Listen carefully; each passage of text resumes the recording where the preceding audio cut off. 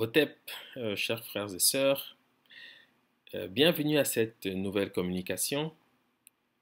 Alors aujourd'hui, j'ai souhaité vous entretenir sur un sujet particulier, un sujet qui me tient à cœur. Il s'agit de la crucifixion d'Osiris. Alors vous savez comme moi que lorsqu'on parcourt les ouvrages d'historiographie, il est généralement rappelé que nous devons à l'Égypte pharaonique d'avoir donné naissance aux principales traditions euh, religieuses qui aujourd'hui sont dominantes, notamment le judaïsme, le christianisme et puis l'islam. Toutefois, au sein de ces traditions, naturellement, il y a plusieurs narratives qui sont rappelées, mais c'est au christianisme finalement que nous devons cette particularité d'avoir décrit la notion de crucifixion. Or, lorsqu'on parcourt les papyrus de la vallée du Nil, on ne saurait, disons, pointer du doigt finalement l'iconographie ou le concept qui aura conduit à cette notion de crucifixion, ce qui en fait un peu un élément à part quand vient le temps de décrire les similitudes finalement entre l'histoire d'Osiris et celle du personnage biblique de Jésus. Donc aujourd'hui, nous allons amener au jour un certain nombre d'informations et rappeler finalement l'iconographie ou les représentations qui auront donné naissance à cette image du crucifix qui est omniprésente au sein de la tradition chrétienne. Alors cette communication est fondée sur deux ouvrages récemment parus aux éditions Lulu, Les caractères éthiopiens et Ngogli Tuba, Le rocher percé. Et toutes les informations que nous allons présenter durant cette communication sont tirées de ces deux ouvrages et nous souhaitons encourager ceux qui le peuvent de les acquérir pour nourrir la discussion et enrichir finalement le débat sur nos humanités fondamentales. Alors j'introduirai cette communication en présentant un personnage important de la tradition nilotique, un personnage que l'égyptologie aura appelé Seth. Voilà. Alors le nom de cette divinité, entre guillemets, s'écrit de la manière suivante. Il existe plusieurs graphiques qui rendent compte de son nom, mais celle-ci a l'avantage d'être simple et je m'attache généralement à la simplicité parce que je sais pertinemment que les éléments que nous décrivons dans nos travaux sont nouveaux pour un très grand nombre de personnes et il faut s'attacher finalement à débuter par ce qui est simple pour aller ensuite vers ce qui est complexe. Donc cette graphie, le nom du dieu Seth, a l'avantage d'être simple et nous allons la décrire tout au long de cette communication pour comprendre finalement les concepts qui permettent de décrire ce personnage très important de la tradition nilotique, de la passion d'Osiris. Je débuterai par une citation d'Albert de Surgy, qui, de mémoire, je crois, est un ethnographe belge et qui a beaucoup travaillé finalement sur l'image du renard pâle de la tradition Dogon. Et vous savez que un lien est établi entre le renard pâle de la tradition Dogon et le dieu Seth. Voilà. Et c'est dans ce cadre-là, finalement, qu'Albert de Surgy aura produit, finalement, le texte que nous allons maintenant lire. Donc, Albert de Surgy dit la chose suivante. Il rappelle que Seth fait porter à Osiris, avant sa mise à mort, une couronne d'épines d'acacia. Osiris est appelé dans ses litanies Seigneur des épines d'acacia. Il parviendra à dominer Seth comme Jésus, couronné lui aussi d'épines, surmontera l'empire du diable. Donc je reprends. Seth fait porter à Osiris, avant sa mise à mort, une couronne d'épines d'acacia. Osiris est appelé dans ses litanies Seigneur des épines d'acacia. Il parviendra à dominer Seth, comme Jésus, couronné lui aussi d'épines, surmontera l'empire du diable. Alors c'est en lisant ce passage que je me suis interrogé finalement sur l'origine de cette remarque que faisait Albert de Surgy, parce que nulle part dans les papyrus que j'ai pu parcourir, je n'ai pu décrire de manière évidente ce moment où Seth fait porter à Osiris ces épines d'acacia qui paraissent également associées au personnage biblique de Jésus. Donc cette conséquence, disons, m'a fait conclure qu'il y avait un certain nombre d'informations, un certain nombre de documents qui n'étaient pas publics ou qui n'étaient pas publiés parce que, naturellement, De Surgy n'invente pas ces correspondances. Voilà. Alors, cette communication va s'attacher finalement à montrer comment nos ancêtres représentaient cette crucifixion d'Osiris. Et on le verra ensemble, c'est réellement quelque chose de très, très particulier, de très intéressant. Voilà. Alors, je citerai ensuite Plutarque, qui décrit finalement à quoi peut s'attacher les personnages d'Osiris et de Seth. Il le dit finalement dans les œuvres morales. Dans le corps, rappelle Plutarque, c'est-à-dire dans la terre, dans les vents, dans l'eau, dans le ciel et dans les astres, tout ce qui est régulier, stable et salutaire par rapport aux saisons, aux températures et au retour périodique des phénomènes naturels est un écoulement et une image sensible d'Osiris. De même, Typhon, qui est le nom que les Grecs vont donner à Seth, désigne tout ce qui, dans l'âme du monde, est sujet à l'influence des passions, tout ce qui est violent, déraisonnable et tumultueux, et dans le corps, tout ce qui est vicieux, faible et désordonné, comme les vicissitudes et les intempéries des saisons. Les éclipses de soleil et de la lune sont des écarts de Typhon et portent l'empreinte de son caractère. C'est ce que prouve le nom de Seth que l'on donne à Typhon, qui ordinairement signifie domination, violence, et qui souvent désigne un pouvoir qui renverse tout, qui franchit toutes les bornes. Aussi, entre les animaux domestiques, lui a-t-on consacré l'âne, le plus stupide de tous, et parmi les animaux sauvages, le crocodile et l'hippopotame, qui sont les plus féroces. Donc Plutarque ici rappelle finalement le domaine qui permet de caractériser le dieu Seth, donc caractérisé par tout ce qui est violent, déraisonnable et tumultueux, tout ce qui est vicieux, faible et désordonné. Et il mentionne également que parmi les animaux, le dieu Seth a été personnifié, si vous voulez, par l'âne, le crocodile et l'hippopotame. Ces informations sont très importantes pour la suite. C'est la raison pour laquelle je me permets ici d'insister, car ces trois animaux, vous le verrez, trouvent une place particulière au sein même de la tradition égypto-nubienne. Voilà. Alors, je reviens à présent sur la graphie qui permet de distinguer le dieu Seth. Cette graphie s'écrit avec le signe S29 qui représente une étoffe ou un linge plié, le signe N37 qui a le sens de lac, bassin, terre de culture, et cette graphie s'accompagne de la galette de pain qui permet de souligner que ce terme est un féminin.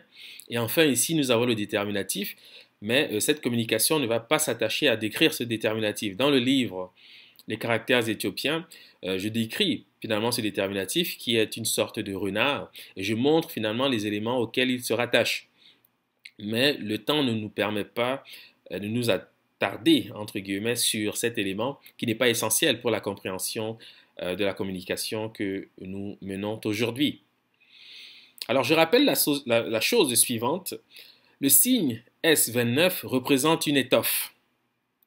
Celle-ci se dit Sanja, en douala, traduisant pagne, étoffe. Le douala présente également Sanja, étendue plate, pelouse, prairie, pré. Le thème décrit par le signe N37 traduit par terre de culture.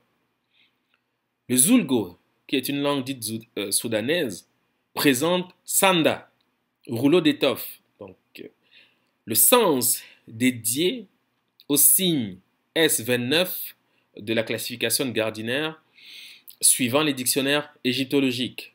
Et enfin, le Bassa dira Sanja, pagne, étoffe. Alors, si je m'attache à rappeler ceci, c'est parce que, comme j'ai l'habitude de le dire, il faut savoir que le système hiéroglyphique est basé sur l'homonymie. C'est la raison pour laquelle les deux signes qui permettent d'écrire le nom du dieu Seth, en réalité, sont des homonymes, comme ici nous le voyons notamment avec le douala qui dira Sanja, pagne, étoffe, donc correspondance avec le signe S29, et le douala qui dira également Sanja, étendue plate, pelouse, prairie, pré, donc terre de culture, correspondance avec le signe N37. Et ce qui est curieux en réalité, c'est que vous observez que cette graphie est Lu7. Mais dans le cas de figure, ici, il s'agit naturellement d'une convention. En tout cas, on peut le croire, puisque, comme nous le verrons bientôt, cette graphie est effectivement lue Sanja ou Sanda au sein des langues de la cuvette éthiopienne. Ce qui permet d'indiquer finalement que c'est de cette manière que nos ancêtres la lisaient. Bon. Je rappelle donc que en douala nous aurons Sanja, pagne, étoffe. En douala nous avons Sanja, étendue plate, prairie, pré. Le Zulgo dira Sanda, rouleau d'étoffe. Le Bassa, Sanja, pagne. Et le Lingala est Sanga, lac. Naturellement ici avec une évolution du J vers le G, qui est une évolution courante au sein des langues éthiopiennes. Et Sanga traduira lac. Pourquoi? Parce que, comme nous l'aurons mentionné ici, le signe N37, qui complète le nom du dieu Seth, prend également le sens de lac. Ceci est attesté même au sein des dictionnaires égyptologiques. Et je dis la chose suivante. Le Bassa présente Sanda, qui est une variante, ou en tout cas un homonyme même du Zulgo, Sanda, qui signifie rouleau d'étoffe. Donc le Bassa dira Sanda, ruse, double jeu, tromperie, mensonge. Un homonyme du Zulgo, Sanda, rouleau d'étoffe. Le Bassa présente également l'Isanda, dispersion, désordre, trouble, violence, révolte, soulèvement populaire, du verbe sand, disperser, ou sanda, se disperser. Et naturellement, il s'agit de rappeler que la dispersion est associée au dieu Seth puisqu'il est le personnage qui va disperser ou éparpiller finalement les morceaux du corps d'Osiris qu'il aura martyrisé. Donc d'où cette relation qui paraît ici. Voilà. Donc on comprend finalement que de l'étoffe ou du bassin, du pré, de l'étendue plate, nous aboutissons au concept ruse, double jeu, tromperie, mensonge. Ce qui permet de souligner finalement que les signes hiéroglyphiques sont effectivement ce qu'on appelle des idéogrammes, donc des signes qui soutiennent une philosophie. Car connaître les signes permet de comprendre finalement à quoi renvoient les concepts qui sont décrits dans les papyrus. Car l'Isanda, dispersion, désordre, trouble, violence, se trouve parfaitement décrit par le texte de Plutarque qui souligne que le dieu Seth est effectivement caractérisé par tout ce qui est violent, voilà, tout ce qui est trouble, tout ce qui est vicieux. Voilà. Donc c'est comme ça qu'on arrive à conclure que cette graphie se lit effectivement de la manière que nous proposons. Voilà. Naturellement, vous savez également que le dieu Seth a été consacré ou est une personnification du désert, de tout ce qui est aride, de la stérilité. Ceci est décrit dans les textes et nous n'y reviendrons pas. Et on verra également finalement que le douala, Sanja, pagne ou étoffe, décrit par le signe donc, qui débute, le signe S29 qui débute le nom du dieu Seth, est une variante du nom générique du sable, objet lié au désert au sein des langues éthiopiennes. Donc nous avons ici une série que chacun saura parcourir, notamment avec le Kibonde Sanga, le Manda Sanga, etc., qui sont des variantes du Douala Sanja, car le J se réalise en G au sein des langues éthiopiennes. D'où la permanence finalement des symboles attachés à cette graphie et qui permettent de décrire le dieu Seth, ou Seth entre guillemets on va dire. Moi je dirais Seth en fait par convention car c'est un nom que chacun connaît, mais ici vous voyez bien que ceci ne se lit pas Seth puisque nous avons une permanence ici avec le thème Sanja ou Sanda. Voilà. Alors ici je présente une image du désert pour rappeler que en bassa sand signifie disperser, le terme qui donnera finalement l'anglais sand qui signifie sable.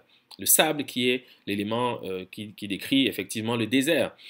Et cette remarque permet simplement de rappeler ce que nous disons déjà depuis quelques années, à savoir que les langues éthiopiennes sont au fondement du langage. Les langues éthiopiennes ont formé les langues germaniques, en tout cas indo-européennes, entre guillemets, car c'est une notion un peu nébuleuse qu'est donc cette notion d'indo-européen. C'est quelque chose qui n'est pas opératif du point de vue linguistique. Donc, mais c'est un terme qu'on emploie donc en sciences et on va l'utiliser simplement pour se faire comprendre.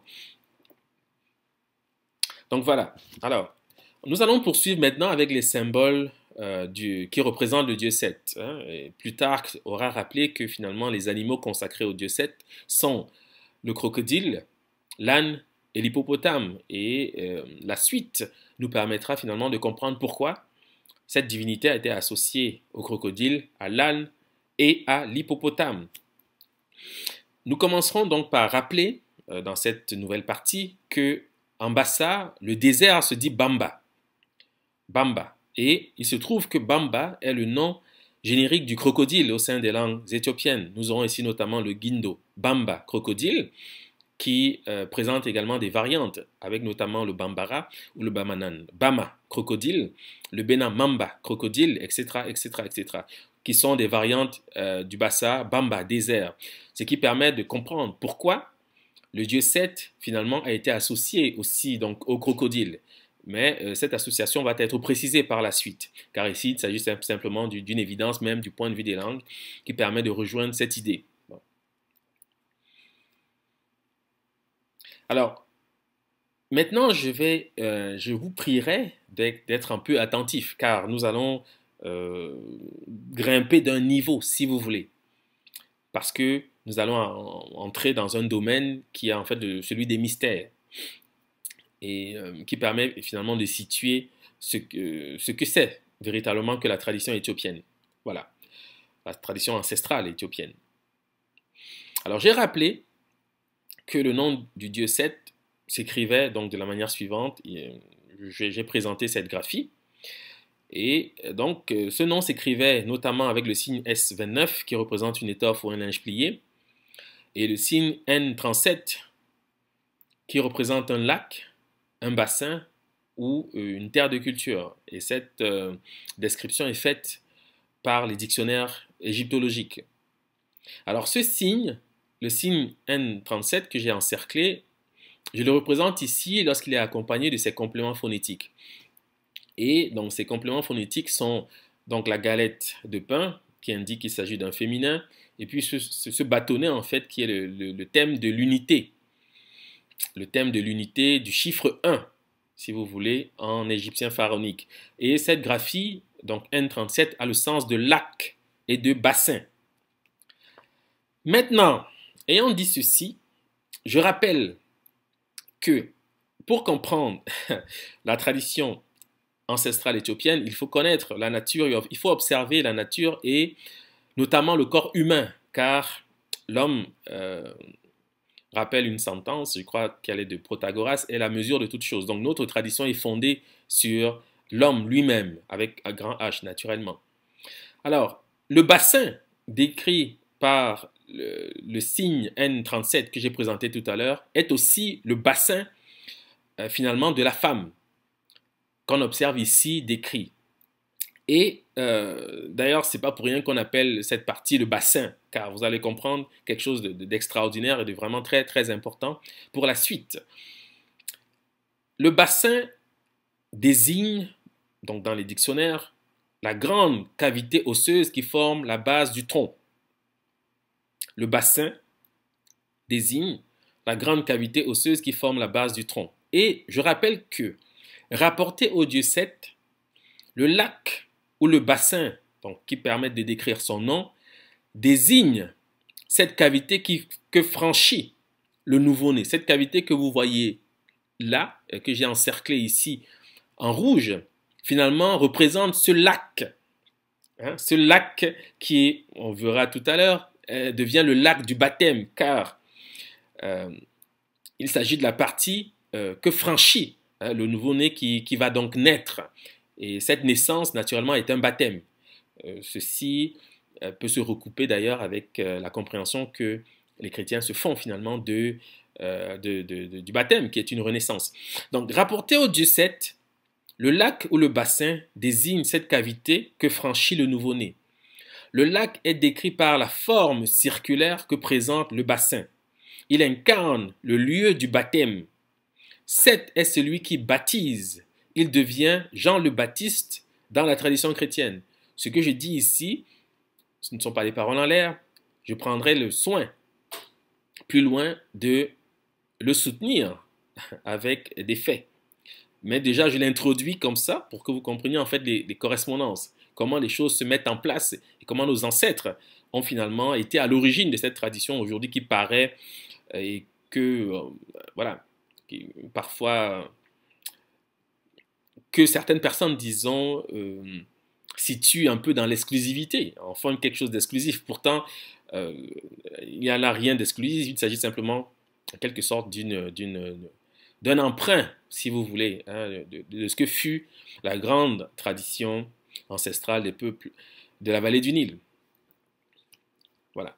Alors ici, je reprends donc une photographie de ce que c'est qu'un bassin, en rappelant que cette partie du corps, au sein des langues éthiopiennes, décrit à la fois la hanche, le bassin et le derrière. Voilà, la hanche, le bassin et le derrière. Et nous aurons donc en Kikongo, Mbunda, qui signifie le derrière, en Kimundu, Mbunda, qui signifie le derrière, en Tsiriku, Mbunda, qui désigne la hanche, et en Koyo, Bunda, qui est le nom de l'âne. Voilà, c'est la raison pour laquelle on trouve le dieu Seth associé à l'âne. Il s'agit là simplement d'un jeu d'homonymie au sein des langues de la cuvette congolaise. Et cette relation est rappelée par le nom de l'âne au sein des langues éthiopiennes. On peut donc citer l'Azu, Punda, An, qui est une variante de Bunda, etc. Le proto-bantou dira Punda, An. Donc, ce terme est également le mot de la hanche, le mot du derrière au sein des langues éthiopiennes. C'est la raison pour laquelle nous trouvons le dieu Seth associé au lac, au bassin. Voilà, parce que ce bassin, ce lac est représenté par la cavité osseuse que forme donc la hanche, le bassin. Voilà, qui est la partie que franchit le nouveau-né qui va donc naître. D'où l'idée de baptême, naturellement. Alors, maintenant, nous savons également que le dieu Seth est associé à l'hippopotame et nous verrons maintenant pourquoi. En Bambara ou en Bamana, nous avons Mali qui désigne la hanche, le bassin. En Mandinka, nous avons Mali, la hanche, le bassin. En Mende, Malé, la hanche, le bassin. En Suzu, Mali, la hanche, le bassin, etc., etc. En Konomai, hanche, le bassin. Et puis le Bambara dira également Mali, hippopotame. Hein? C'est la raison pour laquelle nous trouvons donc le dieu Seth associé à l'hippopotame, car la hanche ou le bassin porte le nom de l'hippopotame au sein des langues éthiopiennes. Et là, donc la relation est toujours la même, c'est-à-dire la hanche est finalement ce lac, ce bassin qui aura servi le thème du baptême.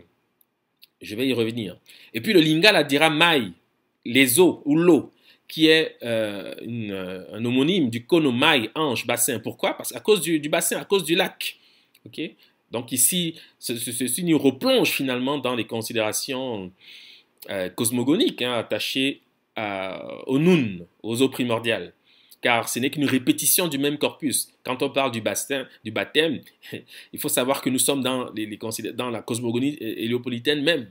Car le nun, c'est déjà cela. Atum qui jaillit du nun, c'est le baptême. Voilà. Mais nous n'allons pas parler de cela aujourd'hui puisque ce n'est pas le sujet du jour. Alors, cette eau, donc Lingala Mai notamment, Mai ou Mai, c'est le thème générique de l'eau dans la cuvette congolaise, bien sûr. Donc, cette eau est celle du bassin ou du lac du baptême. Le lac ou le bassin est incarné par le creux du bassin chez la femme. Voilà. Donc, voilà la relation finalement qui permet de saisir pourquoi le dieu Seth a été associé à l'âne et puis à l'hippopotame. Et naturellement, j'ai également présenté le crocodile, mais le crocodile, nous allons en parler un peu plus en avant. C'est quelque chose d'important, vous allez vous en rendre compte. Alors, je rappelle aussi que le nom du lac du bassin égyptien pharaonique, je l'ai dit tout à l'heure, est accompagné, ou peut-être déterminé, en tout cas le complément phonétique qui l'accompagne, c'est ce bâtonnet qui exprime l'unité. Et que les mots de l'unité, ici je décline quelques-uns, notamment le bassa dira mbok unité, le koyo hogo un unité. Et il faut savoir que le terme hogo, je l'ai dit dans une communication que j'ai faite il y a quelques jours déjà, ce terme se rapporte à la caverne, au creux. Okay? Et donc cette caverne finalement, en bassa par exemple on dira ok, la caverne qui n'est qu'une variante de hogo. Qui désigne l'unité, le chiffre 1. Et cette caverne-là, c'est ce que vous avez ici sous les yeux, c'est-à-dire la hanche. Ce trou-là que vous voyez, c'est précisément cela. C'est le lac, c'est le bassin. Voilà. C'est pour cette raison que les bassins vont donc constituer une tradition autour d'un Ngoglituba qui en fait signifie le rocher percé. Ce rocher percé, c'est ce que vous avez ici sous les yeux, très exactement. Voilà. Alors en bassin, la hanche se nomme bobok. Donc, un terme lié au nom générique de l'hippopotame dans la cuvette éthiopienne, car par exemple en Chiuba, nous avons Chiboko. L'hippopotame, la racine, c'est bok. Le Fufulde dira asangal, hanche, bassin, une variante phonétique du lingala esanga, lac.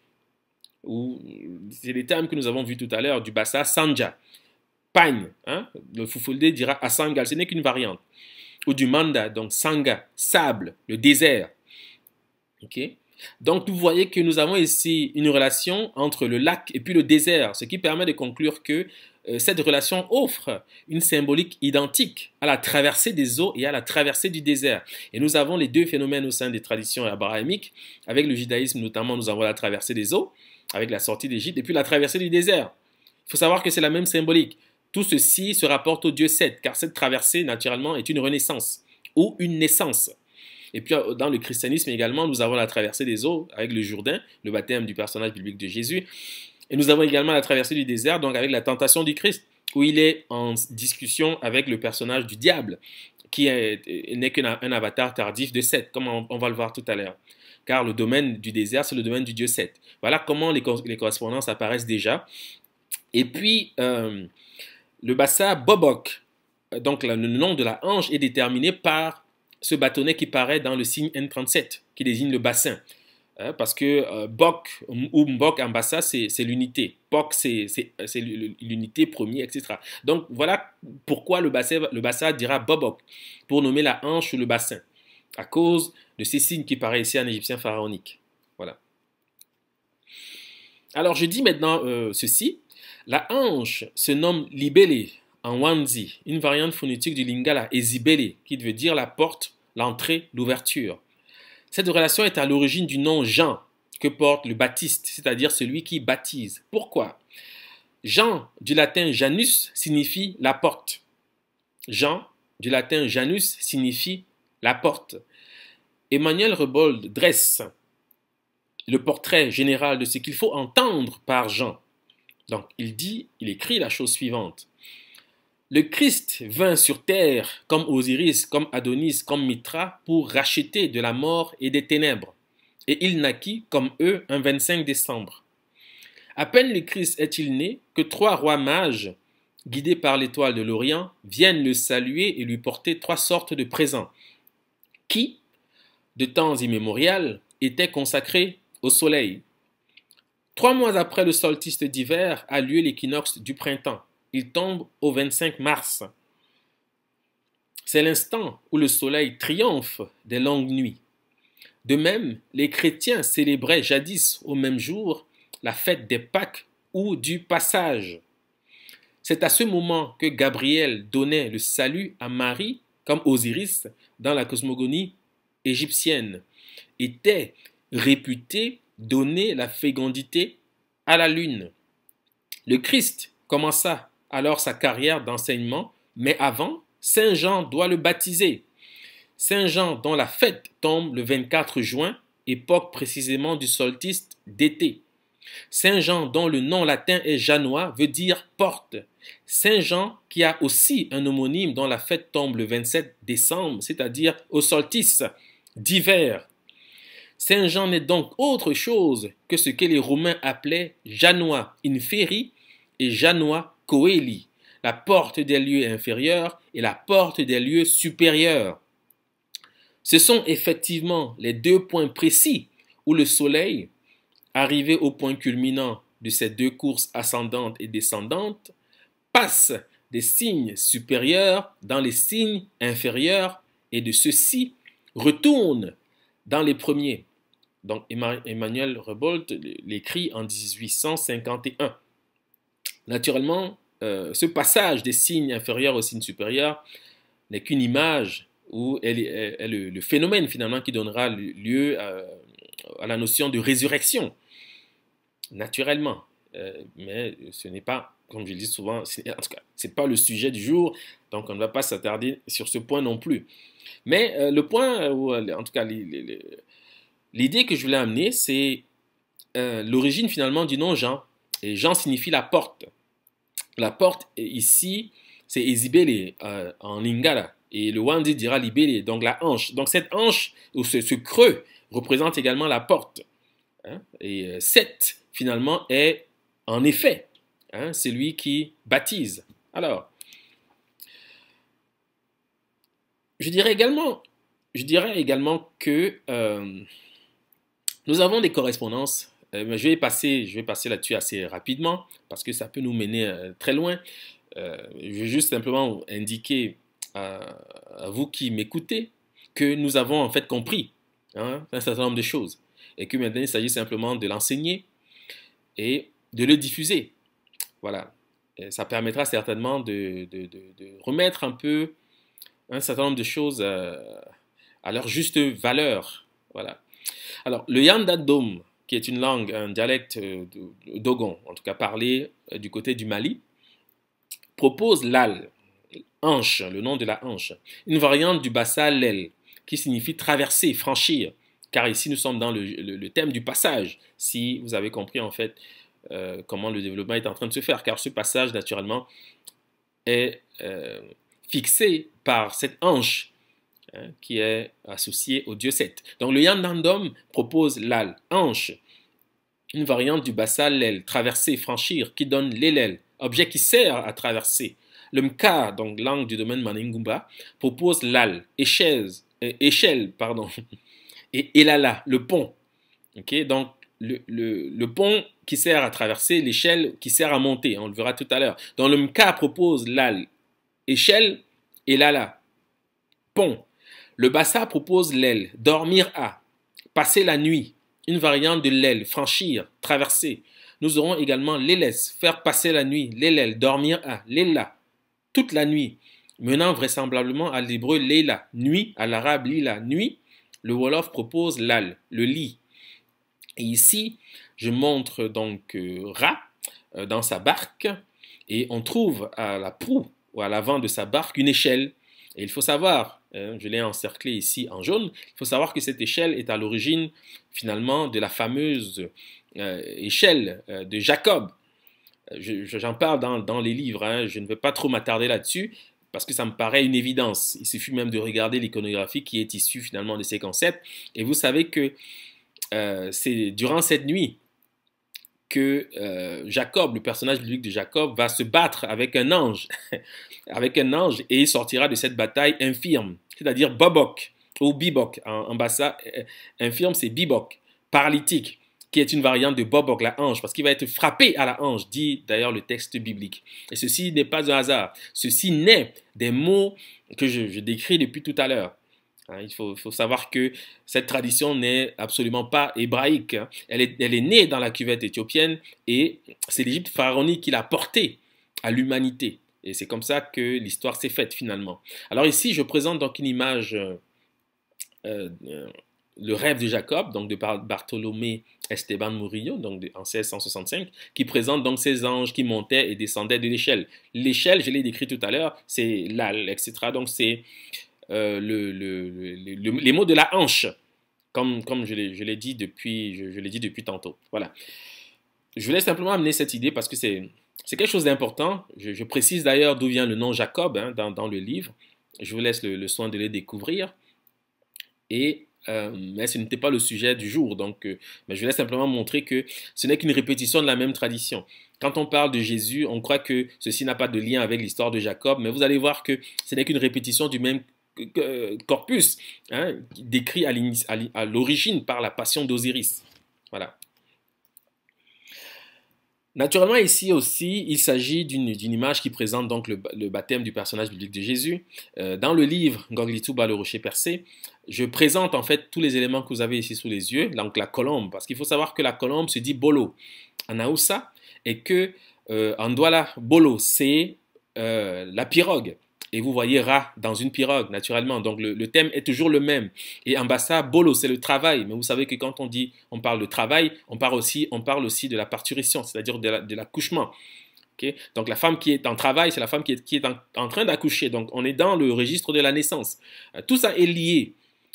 Il n'y a pas de, comme j'ai l'habitude de dire, il n'y a pas de suspension. Tout est lié, mais il n'y a que les langues éthiopiennes qui peuvent expliquer tout cela. Parce que comment faire le lien entre l'histoire de l'échelle de Jacob et puis cette image? C'est impossible. Du point de vue même de la tradition hébraïque, ils ne peuvent pas le faire parce qu'ils n'ont pas les mots qui soutiennent cela. Il n'y a que les langues éthiopiennes qui permettent de comprendre pourquoi ces symboles apparaissent comme ça de manière énigmatique.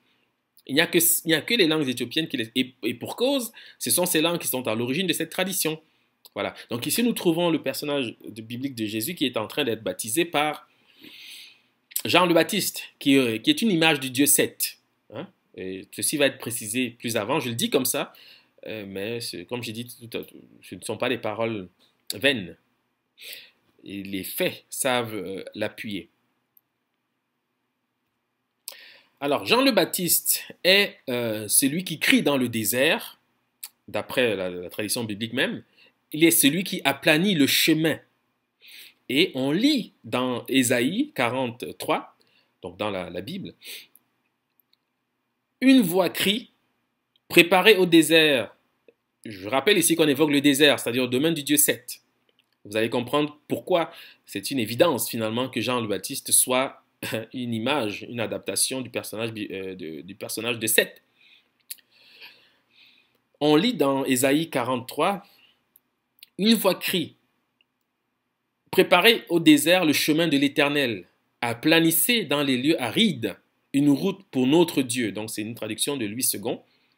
Une autre version, donc de Martin, dit la voix de celui qui crie au désert, préparez le chemin de l'Éternel, aplanissez dans le lieu stérile une route pour notre Dieu. Et une troisième version propose une autre traduction. La voix de celui qui crie dans le désert, préparez le chemin de l'Éternel, aplanissez dans le lieu stérile une route pour notre Dieu. Alors au chapitre de Matthieu 3.3, nous lirons Jean est celui qui avait été annoncé par Ésaïe, cité plus haut, le prophète, lorsqu'il dit c'est ici la voix de celui qui crie dans le désert, préparez le chemin du Seigneur, aplanissez ses sentiers. Jean est celui qui avait été annoncé par Ésaïe, le prophète, lorsqu'il dit c'est ici la voix de celui qui crie dans le désert, préparez le chemin du Seigneur, aplanissez ses sentiers. Bon. Ambassa, Bamba, nous l'aurons rappelé, signifie le désert, le domaine consacré au dieu Seth. Dans la même langue, nous aurons bamba, surface plane, plat. Le bakoko, qui est une langue apparentée au bassa, dira bamba, aplanir. Cet aplanissement ou ce nivellement est traduit par la figure de Maat que j'introduis ici. Mais je ne veux pas m'établir sur Maat parce que c'est tout un concept. On ne peut pas traiter de Maat comme ça en passant, mais je ne peux pas ne pas le faire sinon on ne comprendra pas pourquoi on parle d'aplanir les chemins pour l'Éternel, donc le Seigneur. Et quand on dit Éternel, on dit Seigneur, croyez-moi, nous sommes en train de parler d'Osiris, naturellement. Bon. Ambassa, Bamba, nous l'aurons rappelé, désigne le désert, le domaine consacré au dieu Seth. La même langue présente Bamba, surface plane, plat. Le Bakoko dira Bamba, aplanir. Cet aplanissement ou ce nivellement est traduit par la figure de Maat. Donc je présente Maat et les graphies qui permettent d'écrire son nom. Focalisons-nous sur les graphies, car elles sont d'une importance cruciale pour la suite. Donc le nom de Maat s'écrit de la manière suivante, et je distingue finalement le déterminatif ici, qui est le signe AA1, qui représente ce que l'égyptologie appelle une plateforme. Voilà, bon. Avec cette graphie, le déterminatif devient le signe AA1, donc la plateforme, que les dictionnaires égyptologiques associent à une plateforme. Une plateforme est une surface plate, aplanie, sans relief. Avec cette graphie, le déterminatif devient le signe AA11 de la liste des Gardiner, que les dictionnaires égyptologiques associent à une plateforme. Une plateforme est une surface plate, aplanie et sans relief. Ambassa, Bamba désigne le désert, le domaine consacré au dieu Seth. Et j'ai rappelé, si vous vous en souvenez, que Bamba était le nom générique du crocodile, un animal consacré au dieu Seth. Donc voilà la relation qui est en train de naître, d'apparaître. Bon, je reprends. Ambassa, Bamba désigne le désert, le domaine consacré au dieu Seth. Le Mka, langue du domaine Maningumba, propose Bamba, débauche, prostitution, désordre. Et Bamba, planche. Et Bambal, plat, en parlant d'une surface. Et Ebam, exposé au soleil. Cette exposition est le thème qui lie ce corpus à la notion de prostitution, puisque étymologiquement, être prostitué signifie être exposé. Ce que je suis en train de dire est d'une importance cruciale. Cette exposition est le thème qui lie ce corpus à la notion de prostitution, puisqu'étymologiquement, être prostitué signifie être exposé. Et je rappelle que Ebam signifie exposé au soleil. Vous allez comprendre le lien. Le Bassa dira Bambak, qui est une variante de Bamba. Manière d'aplanir, manière d'aplatir.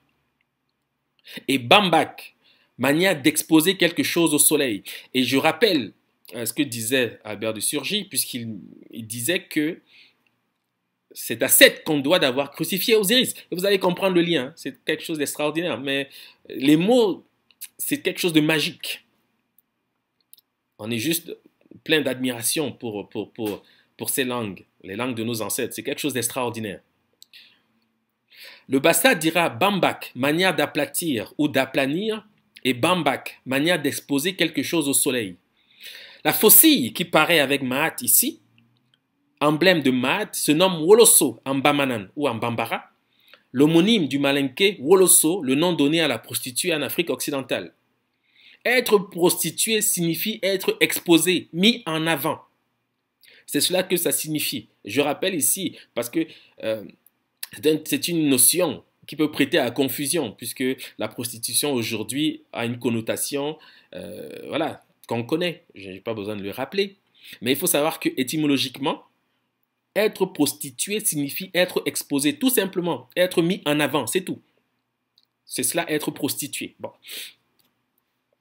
Maintenant, qu'est-ce que c'est que cette exposition? Je vais rappeler ce que c'est assez rapidement en citant un texte d'Apulée, issu, donc tiré de l'Andor ou les Métamorphoses, qui met en scène un jeune Romain qui s'appelle Lucius, qui va être initié au mystère Isiaque, c'est-à-dire au mystère d'Isis.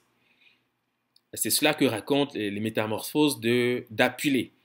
Et dans ce texte, on lit donc la chose suivante. Ce texte que je vais lire permet de comprendre ce que c'est que l'exposition.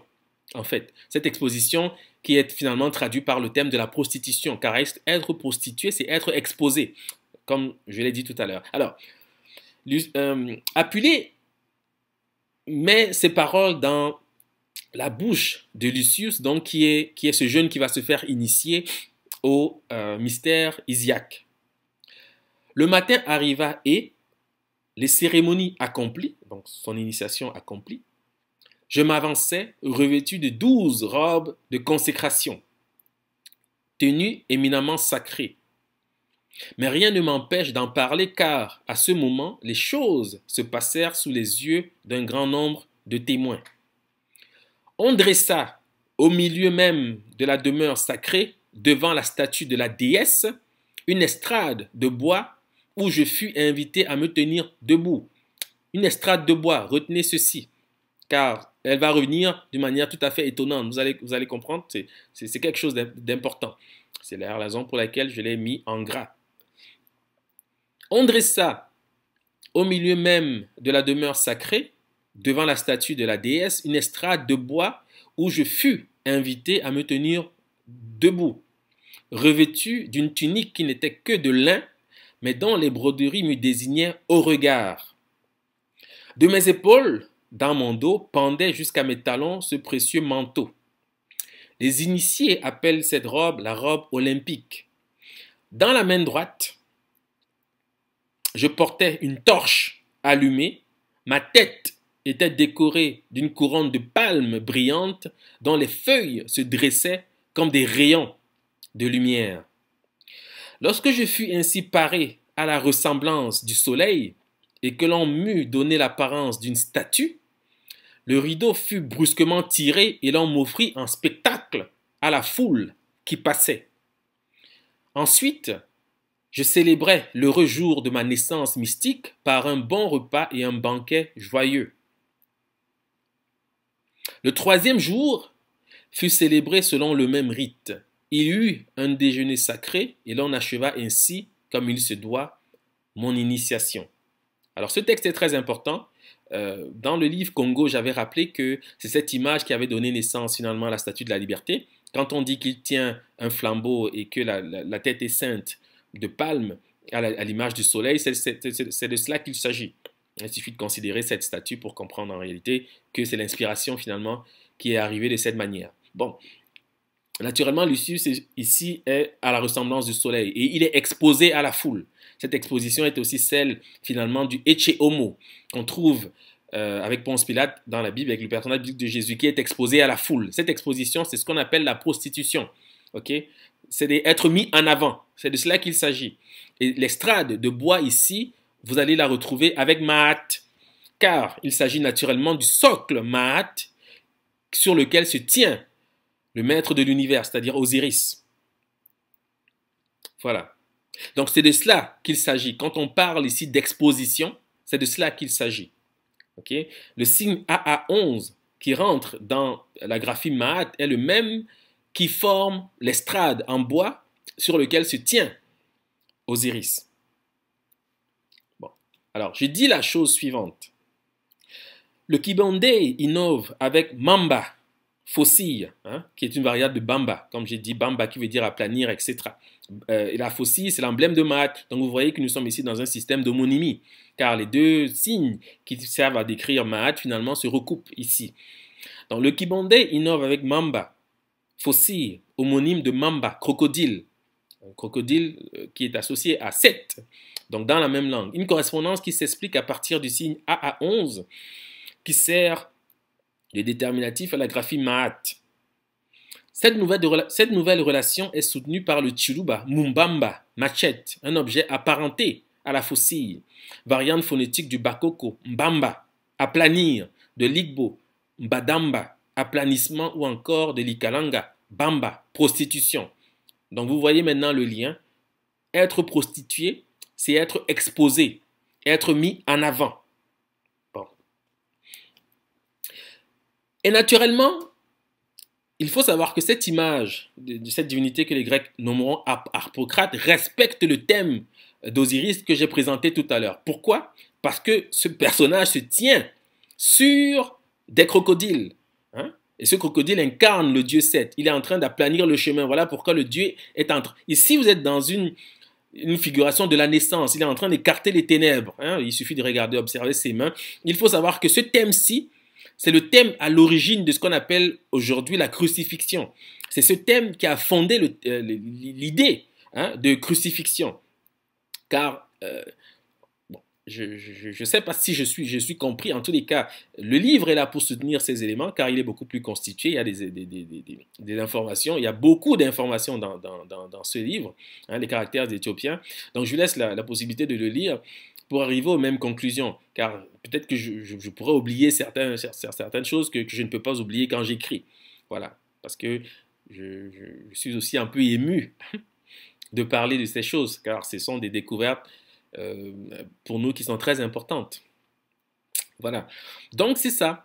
Le socle mat est ici remplacé par les crocodiles sur lesquels se tient Harpocrate. En fait, c'est Horus, hein, pour dire simplement les choses. Et je rappelle, encore une fois, que Seth est celui qui a plani le chemin. Et l'aplanissement, là, est lié à Maat, est lié finalement au crocodile. Et nous avons le Mka qui dira Ebamba, la planche. La planche qui est donc l'objet qui va servir à la crucifixion. Hein, qui va servir à la crucifixion. Donc voilà la raison pour laquelle nous avons ces correspondances ici. Donc c'est ce thème-ci qui donnera naissance finalement à l'image même de la crucifixion. Et ceci, je le précise dans les livres avec des exemples, des illustrations. Donc, c'est beaucoup plus clair. Et ici, naturellement, nous avons une représentation de la lumière, hein, parce qu'il est en train d'écarter les ténèbres, comme vous le voyez à l'image. Bon.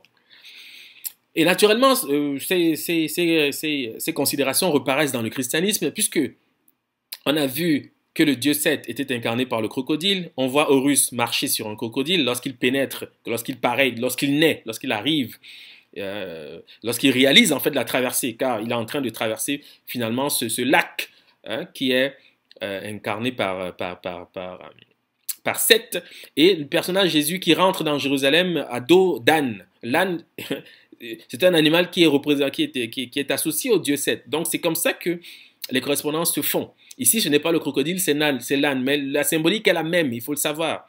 Elle est exactement la même. La palme se dit Yanja en langui, car vous voyez que les personnages en fait qui accompagnent le personnage biblique de Jésus tiennent des rameaux, des palmes. C'est pour ça que je parle ici de la palme. Vous allez comprendre l'importance de ce symbolisme. La palme se dit Nyanja en langui, variante du Samya, et Nyanja, lac. Okay? Donc nous sommes dans le même registre. Quand on voit Jésus ici traverser ces personnages qui tiennent des palmes, il est en train de sortir du lac. Il est en train de naître. C'est une naissance qui est ici illustrée. Voilà, c'est de cela qu'il s'agit. Il faut le comprendre. Et il n'y a que les langues éthiopiennes, je répète encore une fois, qui permettent de soutenir cela. Car ici, c'est la sortie du Nun. Hein, depuis la cosmogonie héliopolitaine, qui paraît à une époque où la Grèce n'existe pas dans l'histoire. Où voilà, le judaïsme n'est pas formé, n'existe pas. Il n'est même pas un projet, car nous parlons ici des textes des pyramides quand même. Voilà, donc c'est quelque chose d'extrêmement ancien. Et c'est déjà présent en Éthiopie. C'est dire hein, que il faut quand même remettre des choses dans leur contexte. C'est important de le considérer. Et nous disons ceci avec conviction. Donc la palme se dit Nyanja en langui, variante du Samya, et Nyanja, le lac. Le Shubi propose Nyanza, lac. Le Zinza et Nyanza, le lac. Le Chiluba propose Sala, rameau, un homonyme de Sala, la plume, qui est l'autre emblème de Maat, comme vous le savez.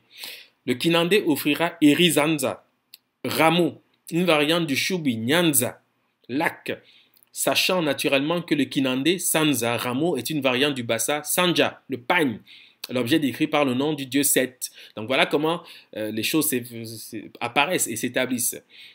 Le Pazande offre Benga, rameau, homonyme du Mka Benga, la colombe qu'on trouve avec l'image du baptême du personnage biblique de Jésus, et qui incarne finalement ce qu'on appellera le Saint-Esprit, mais qui est Maat, bien sûr, puisque la colombe, si je le dis dans les ouvrages, je le montre, c'est un oiseau décrit à partir de Maat. La graphie même de Maat permet d'arriver à la colombe, et ceci de manière tout à fait aisée. Donc le Pazande, Ouf, Benga, le rameau, donc l'objet que tiennent ces personnages, homonyme du Mka Benga, colombe, donc l'oiseau consacré à la paix, au Saint-Esprit, relation qui montre qu'on peut remplacer le rameau par la colombe, que la symbolique est la même. Donc on peut remplacer le rameau par la colombe, qui paraît dans les scènes avec Jean le Baptiste. La symbolique est toujours la même, donc c'est une répétition du même thème, en réalité. Et ce personnage-là que vous voyez adulte, en réalité, c'est une naissance. Il faut le savoir. C'est important de le comprendre.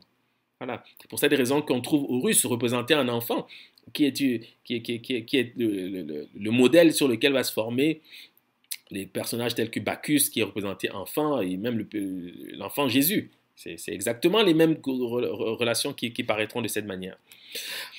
Donc, j'ajoute encore que le rameau se nomme Mukanzo en Douala. Bon, je parle pas le Douala, donc peut-être que mon accent n'est pas tout à fait exact, mais enfin, les Douala comprendront ce que j'essaie de dire. Donc, le rameau se dit Mukanzo en Douala, une variante phonétique d'un Ngando, parce que Kanzo, c'est le terme en réalité. Mu, c'est un préfixe de classe. Donc, le mot, c'est Kanzo, et puis le Douala va dire Ngando, le crocodile. Voilà. Donc, c'est une évolution du K vers le G et du Z vers le D. C'est des correspondances usuelles en Éthiopie. Donc, le rameau se dit Mukanzo en Douala, une variante phonétique de Ngando, le nom du crocodile en Douala. Le Lingala dira Ngando, crocodile. Le Chiluba, Ngando, crocodile. En Bassa, le crocodile se dit Ngan, un homonyme de Ngan, palmier, qui est donc perçu à partir des rameaux, des palmes que tiennent ces personnages. Okay? Donc, ce n'est qu'une relation d'homonymie comme ça qui paraît. Et je vais citer ici Séverin Cécile Abega, qui est un auteur camerounais, donc, qui écrit en 2000 la chose suivante. Dans la région du Sud Cameroun, on contrastera ainsi la violente tension des mythes des traversées bêtises de la Sanaga. La Sanaga, c'est le principal fleuve du Cameroun, traversé par les peuples qui vivent, la plupart des peuples qui vivent actuellement au sud du Sahara. Il y a toute une mythologie autour de cette traversée-là. Voilà. Dans la région du Sud Cameroun, on contrastera ainsi la violente tension des mythes des traversées bêtises de la Sanaga sur le dos de Ngan Medza. Donc le terme Ngan ici s'explique en fonction de ce que je viens d'évoquer. Donc qui prend la forme d'un serpent, dragon, crocodile ou arc-en-ciel d'une taille suffisante pour servir de pont sur un bif large de 1 à 2 km, traversée effectuée la nuit à la lueur des torches par une troupe armée de saguets. Alors ici, je surligne le terme saguet car ce n'est pas un hasard si les mythes Betty rappellent que ces personnages traversent non seulement la nuit, parce que j'ai rappelé que Bassa, etc. se rapporte à la nuit, mais munis de saguets. Alors, l'allusion à la saguet précise le registre dans lequel s'inscrit ce mythe, dans la mesure où Mbenga désigne la saguet en Baka, Mbenga qui est le nom de la colombe. Nous aurons également le Monjombo Mbenga saguet, homonyme du Mka Mbenga, colombe. Donc, présenter la saguet peut remplacer la colombe. La saguet se dira Kaza en Kanuri, Gaza en Djenama Bozo, variant du Bassa Kaza, le pont. Comprenez? Donc, on est ici dans le registre de la traversée. La saguet se dit Likongo en Sango, un homonyme de Nkongo, arc-en-ciel, dans la même langue.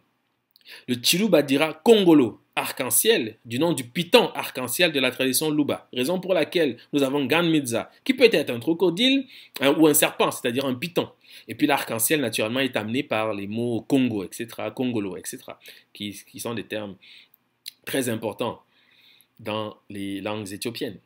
Donc c'est un peu comme ça que les choses arrivent dans nos traditions diverses, parce que Congolo, c'est chez les Luba, mais Ngan Medza, c'est exactement Congolo, c'est exactement le même concept, puisque l'arc-en-ciel détermine ces deux images. Et la traversée, naturellement, c'est une traversée miraculeuse, qui s'apparente effectivement à la naissance. Voilà. Maintenant, la crucifixion, je ne veux pas être long ici, parce que je laisse quand même le soin à vous qui m'écoutez, de pouvoir lire le livre vraiment pour découvrir des choses importantes. Et je vais juste donner des indications pour comprendre comment la crucifixion a été perçue par nos ancêtres et comment elle a été représentée en fait. Voilà. Alors, je présente ici donc notre Seigneur. J'ai nommé donc Osiris, puisque c'est ainsi qu'on le connaît, mais ce n'est pas son nom, bien sûr. Et dans le livre d'ailleurs, je présente son nom. Et soit dit en passant, les Bassa le connaissent très bien, mais ils ne savent pas. Ils ont perdu la mémoire, mais ils le connaissent très bien. Ils ont perdu la mémoire de ceci. Parce que ce que j'ai décrit ici, on trouvera de nombreux, des Mbambok même, c'est-à-dire des initiés à la tradition Bassa, qui vont être étonnés. Mais ce que je dis là, c'est clair, c'est-à-dire que c'est invincible. On ne peut pas discuter cela. Ce n'est pas possible parce que les mots ce sont les mots de la crucifixion. Sauf que on rencontre parfois des Mbambok qui s'étonnent des relations entre les notions le christianisme et puis le Mbok Bassa, c'est-à-dire la tradition ancestrale peu Bassa, mais c'est simplement parce qu'on a perdu la mémoire. Ça, c'est la véritable tradition éthiopienne. C'est celle-là que nous sommes en train de décrire. Voilà. Donc, alors, ici, ces images sont très importantes. Ce que je suis en train de présenter, je ne peux pas toutes les décrire, là, c'est sûr, parce qu'on va manquer de temps. Mais je présente le signe Z1 qui représente deux planches entrecroisées. Deux planches entrecroisées. Ce signe entre dans l'égyptien pharaonique Imiout. C'est ainsi lu en égyptologie, qui est le nom de la nébride. C'est-à-dire cette outre de peau que j'ai encerclée ici en rouge, qui se tient d'une part et d'autre d'Osiris. Okay? Le lien est très important. J'espère que vous allez le percevoir. Je reprends. La nébride, c'est cette outre de peau qui encadre Osiris. Mais son nom en égyptien pharaonique s'écrit avec le signe Z11 que je présente ici. Les autres signes, pour ce que j'ai à dire maintenant, ne sont pas importants. Mais dans le livre, je les présente et je dis pourquoi, quelle est leur importance aussi. Mais ce que je dis ici n'est que pour montrer en réalité ce que c'est que la crucifixion. Comment nos ancêtres l'ont représentée. Car cette croix, finalement, c'est celle du christianisme. Il faut le savoir, je le dis tout de suite. Mais il ne s'agit pas de le dire simplement, il faut encore le prouver. Et c'est ce que je vais simplement tenter de survoler maintenant. Donc, le signe Z11 est un signe qui entre dans le nom de la nébride. La nébride qu'on retrouve, donc, qui encadre Osiris lorsqu'il est exposé. Exposé. Voilà. Bon. Je dis maintenant la chose suivante. Je rappelle, avant de lire, que le signe Z11 représente deux planches. Ce sont deux planches qui sont entrecroisées, c'est-à-dire exactement le crucifix que vous connaissez. Et je dis ceci. Le Bassa dira baby, plaque, ça peut être de bois. Variante de baby, cyclone, ouragan, donc une notion qui rejoint l'image de typhon, parce que le typhon c'est un vent violent, un cyclone. Voilà. Et plus loin, je vais préciser cette forme baby que vous êtes en train de lire, mais pour l'instant, ce n'est pas utile. Je vais demander simplement d'être un peu attentif parce que ce que je vais dire est très important. Mais je vais simplement le survoler. Donc le Bassa dira baby, plaque. Une variante de baby en Bassa qui désigne le cyclone, l'ouragan. Une notion qui rejoint l'image de typhon. Le Bangui a l'Ibaya, la planche. Le Lori, l'Ebei, la planche, qui est une variante de l'Ibaya. Et le Bouma, Ibai, la planche. Un vocabulaire qui permettra d'attester du lien que le signe Z11 entretient avec le crucifix. En effet, la planche se dit Dibaya en Pende, Baya en Wanzi, homonyme du Swahili Baya, mauvais au sens le plus général, ce qui est inadmissible sur le plan physique, moral, esthétique ou intellectuel. Et si vous avez suivi mon raisonnement, vous savez que la planche en réalité est également représentée comme ce qui est aplani, en fait est associé à la personne du dieu Seth. C'est la raison pour laquelle les mots de la planche s'inscrivent dans son registre, puisque c'est lui qui finalement va exposer. Donc il faut savoir que le dieu Seth là, c'est le crucifix lui-même, c'est-à-dire cette image là, ces planches entrecroisées là, forment le thème de Seth, car c'est lui qui expose Osiris. C'est lui qui fait subir le martyre à Osiris. D'où cette relation qui paraît ici avec les langues éthiopiennes. Donc, en effet, la planche se dit Dibaya en Pende, Baya en Wanzi, homonyme du Swahili Baya, mauvais, au sens le plus général, ce qui est inadmissible sur le plan physique, moral, esthétique ou intellectuel. Le Swahili Mabaya traduira méchanceté, acte répréhensible, ou Baya, mauvais goût, défectuosité. Bon. Ambassa, Mbaya traduira chauve. Le mot chauve est issu du latin calvus, qui donne également calvaire, le nom que prend le lieu de crucifixion du personnage biblique de Jésus, le lieu du calvaire, ou Golgotha. Ici, je ne parle pas de Golgotha. Je vous laisse découvrir dans le livre ce que c'est que le Golgotha. Je reprends. Ambassa, Mbaya traduira chauve.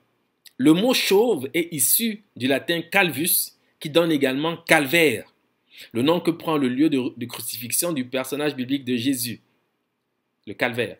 Le bassa, mbaya, chauve, provient du verbe bay, briller, produire de la lumière. On dira notamment yanga imbay, le soleil brille. En bassa, baya traduit encore faire mal, donner une sensation de douleur, d'où le thème du calvaire associé à ce konya. Toujours en bassa, nous aurons bay, gravir toutes les étapes, terminer, achever. Nous aurons libay limbok, décrivant l'étape, le degré ou le niveau ultime du mbok bassa, c'est-à-dire la tradition ancestrale du peuple bassa.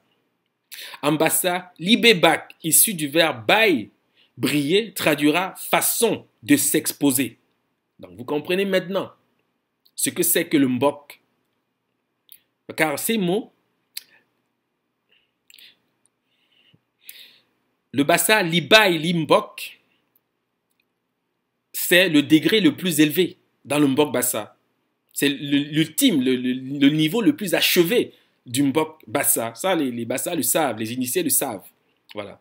Et un terme qui se rapporte directement au thème de la crucifixion. C'est la raison pour laquelle on trouve Jésus associé à la crucifixion. Mais ce n'est qu'une imitation d'Osiris. Car il est véritablement ici question d'Osiris. Puisque la nébride, la peau, ou l'outre de peau que j'ai présenté, vous allez lire le livre, vous allez comprendre ce que c'est que la peau. Je le dis comme ça en passant, en citant notamment le Douala, pour que vous compreniez. Il faut savoir qu'en Douala, la chair se dit Eyobo. La peau se dit Eyobo. Ce n'est qu'une variante du bassa Job, c'est-à-dire le soleil, qui signifie également Dieu. Okay? Et puis quand on parle de la résurrection de la chair, nous sommes ici dans le domaine même du grand Seigneur, c'est-à-dire Osiris. Mais c'est des choses que je ne peux pas aborder comme ça, parce que c'est des choses complexes. Et il faut lire pour comprendre de quoi il est question. Mais je sais que les initiés vont me comprendre. Ils vont comprendre ce que je suis en train de dire. Voilà. Donc c'est ça, le mbok, l'ambition du mbok, c'est cela. C'est cela, puisque l'Ibaï Limbok, ceci est clair, c'est le niveau le plus élevé. C'est-à-dire gravir toutes les étapes. Donc les étapes de quoi? Les étapes du mbok bassa. Voilà. Donc, la planche, encore une fois, se dit Munda en Swahili. Maintenant, nous avons dans les relations qui arrivent facilement là, parce que Munda, c'est l'image même du crucifix, du crucifié. C'est exactement cela. Ceux qui ont lu mes ouvrages déjà, notamment la philosophie égyptienne du Christ, le savent. Donc la planche se dira Munda en Swahili. Le Moanéka propose Munda, fardeau, charge, avec des variantes. Donc, le fardeau, la charge, c'est cette croix que l'on porte, bien sûr. Donc c'est le signe Z11. Le Mka va dire Muna, fardeau, charge, le belon. Ce sont des langues du domaine Manenguba. Donc Munda, etc., etc. Et si vous le lisez avec moi, le Douala dira Muna, charge. Ce fardeau représente la croix que porte finalement le personnage biblique de Jésus. En Chiluba, Munda traduira conscience, intérieur, cœur. Ce terme mènera au latin mundus, ce qui est pur, mundialis, du monde. Notion incarnée par Horus l'enfant. L'enfant se dit Muna en Douala, donc le même mot qui permet de décrire la charge. C'est la raison pour laquelle Anubis porte finalement Horus sur les épaules et pourquoi on retrouve Saint Christophe qui va porter l'enfant Jésus sur les épaules. Ceci, ce n'est qu'une relation. Déjà, j'en parle dans le livre. Je ne fais que ici la survoler. Donc, parce que Horus représente finalement donc, le monde organisé.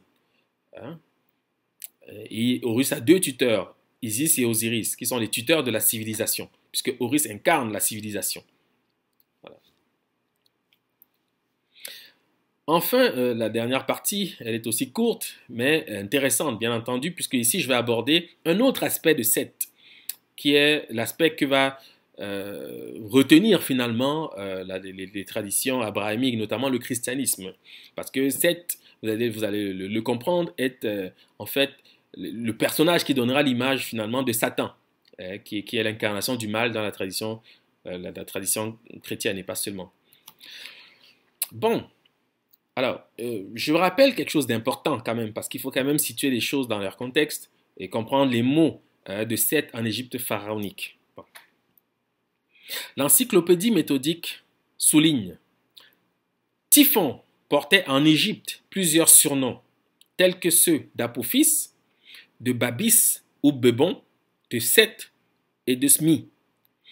Bobi, en langue copte, la langue copte, c'est la langue parlée par les autochtones en Égypte pharaonique, en Égypte actuelle, pardon, parce que l'Égypte actuelle n'a que très peu de choses à voir avec l'Égypte pharaonique, ça, je crois qu'on le sait. Bon. Typhon portait en Égypte plusieurs surnoms, tels que ceux d'Apophis, de Babis ou Bebon, de Seth et de Smi. Bobi en langue copte signifie qui est renfermé dans une caverne. De là, Babis désignait bien Typhon. Voilà. Et Petrus Breuer ajoute: le Typhon des Égyptiens, comme celui des Grecs, était une divinité malfaisante, en guerre avec les autres dieux et l'auteur de plusieurs maux dans le monde. Cependant, il y a d'abord une grande difficulté par rapport au nom de cet être malin. Le nom Typhon n'est propre qu'à la personnification grecque et la désigne parfaitement. Et les Grecs n'ont donné le même nom au dieu de l'Égypte qui s'appelait Seth, Babis ou Smi que parce qu'ils ont cru trouver quelque conformité avec lui et leur ouragan.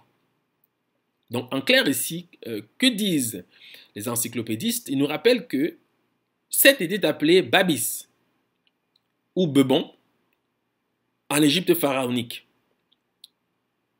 Voilà. Et ici, je représente le dieu Seth en sa forme d'âne. Il est ici tenu par un support. Ok? Il est comme attaché, mais attaché à un support. Ceci est très important car il y a une relation immédiate entre le dieu et puis cette image qui est le support. Bon. Babis, maintenant.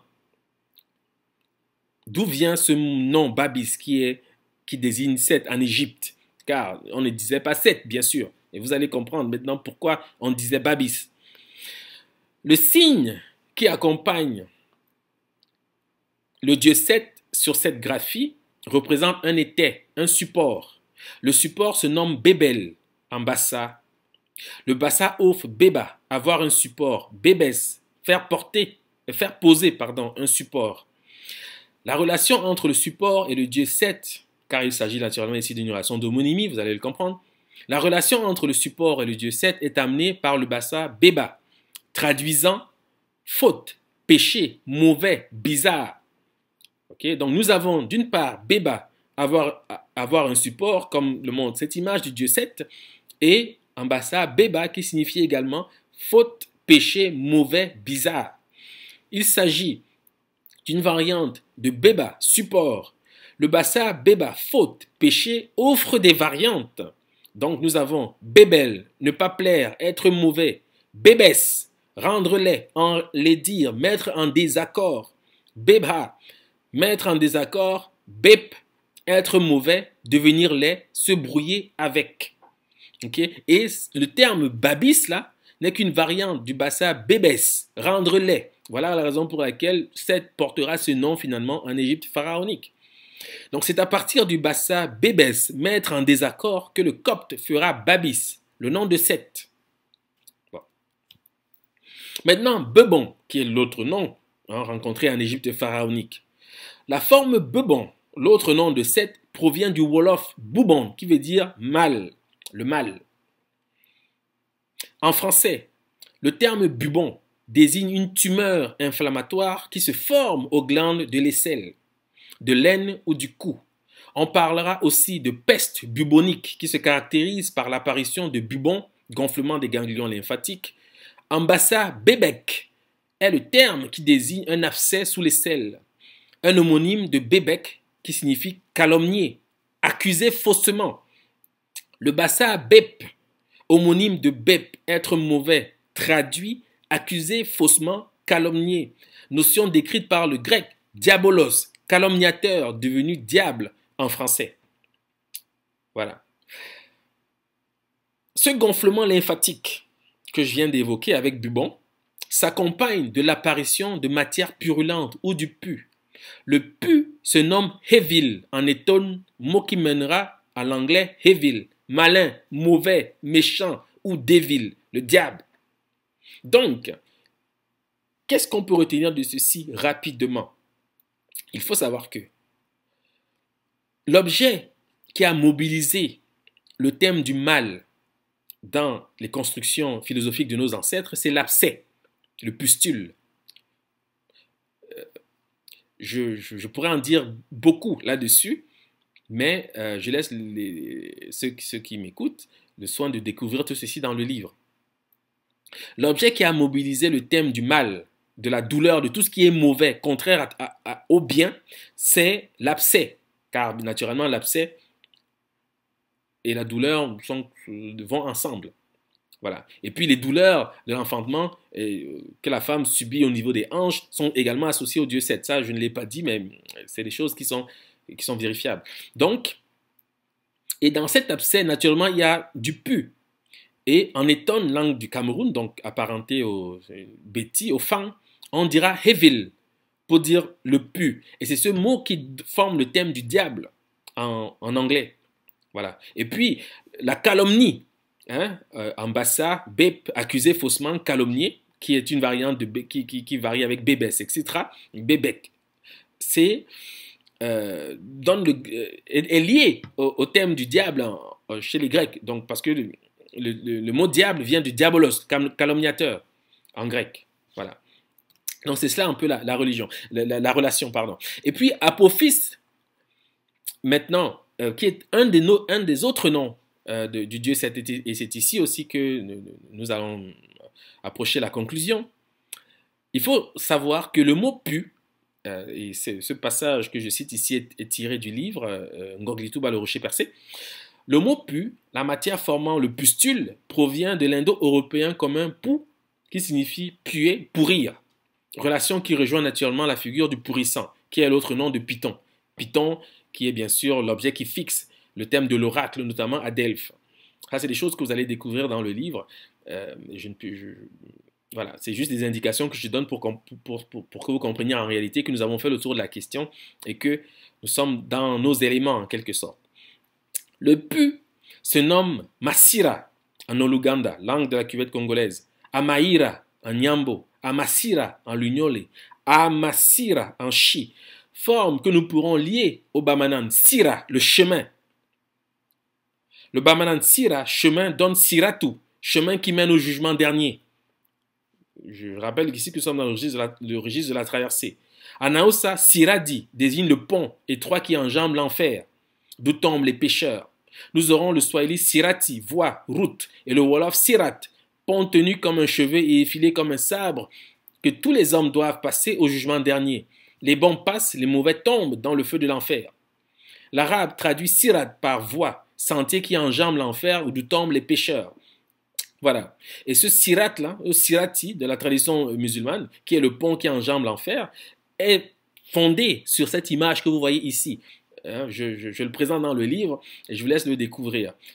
Parce que ce Python, d'ailleurs, Python n'est qu'une métathèse de Typhon.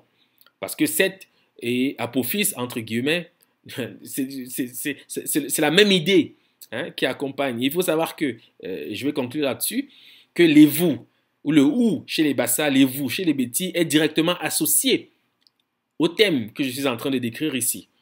Mais c'est encore une autre histoire. Et naturellement, nous aurons l'occasion d'y revenir et ceux qui auront lu le livre aussi pourront savoir finalement de quoi il est réellement question. Voilà.